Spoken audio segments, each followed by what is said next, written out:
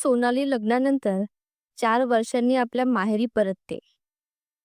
हातात बाळ आहे, चेहऱ्यावर थकवा आणि मनात न सांगता येणारी शांत वेदना आहे.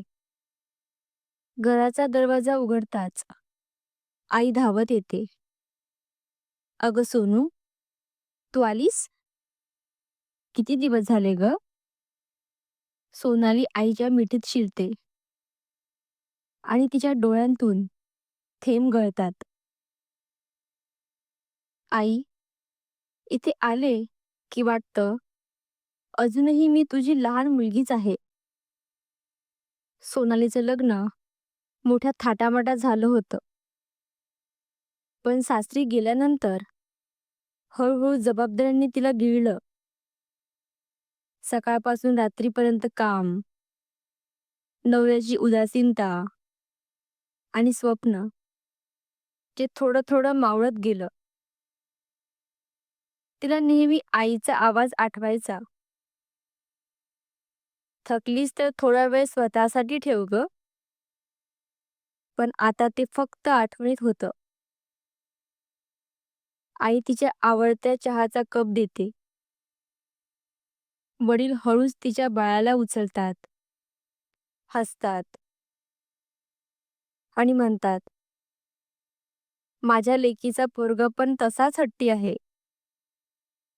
त्या क्षणी सोनालीला जाणवतं, मायका म्हणजे फक्त एक घर नाही, तो आपलेपणाचा श्वास आहे. बालपणाच्या आठवणींनी ती हरवून जाते. अंगणात खेळलेले खेळ, आईच्या हातचं जेवण, बाबा आणि ती संध्याकाळची गप्पा. कधी कधी जग जिंकण्याआधी स्वतःला पुन्हा सावरणं महत्वाचं असतं. आई म्हणते, "सोनू, आयुष्य म्हणजे फक्त संसार नाही ग. स्वतःसाठीही थोडं जगायला शिक." सोनाली म्हणते, "आई, मी नेहमी सगळ्यांचं ऐकलं, पण माझ्या मनाचं कधी ऐकलंच नाही." आई तिचा हात धरते. "मायका तुझ्यासाठी नेहमी खुला आहे. कारण इथे तू काही सिद्ध करायचं नसतं, फक्त जगायचं असतं." काही दिवस मायकेत राहून सोनालीला स्वतःचा आत्मविश्वास परत मिळतो. ती ठरवते, "मी परत जाईन, पण आता स्वतःला हरवून नाही, स्वतःसह जगेन." ती नवऱ्याशी संवाद साधते,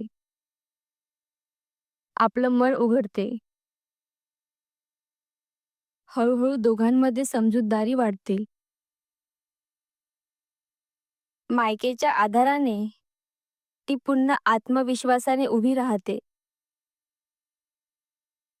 सोनाली परत जाण्याआधी आईच्या पायाला हात लावते. "आई, तू नेहमी सांगतेस ना, मायका म्हणजे आपली मुळे." आज समजलं, झाड उंच व्हायचं असेल तर मुळं मजबूत असली पाहिजेत. आई हसते. "जा गं सोनू, पण कधीही वाटलं की थकलीस, तर या घराचा दरवाजा नेहमी उघडाच आहे." शेवटच्या दृश्यात सोनाली हसत गाडीने निघते. खिडकीबाहेरून हात हलवते.